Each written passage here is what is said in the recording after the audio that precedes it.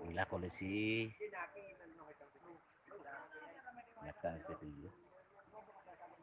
Nah, ini saya berada di jembatan penghubung tiga kecamatan,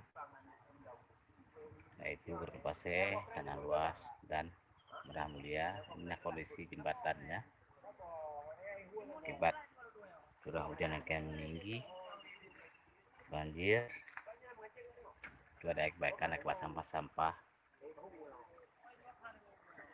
potongan kayu tersangkut di tiang penyangga tengah jembatan sehingga sanggup menahan beban.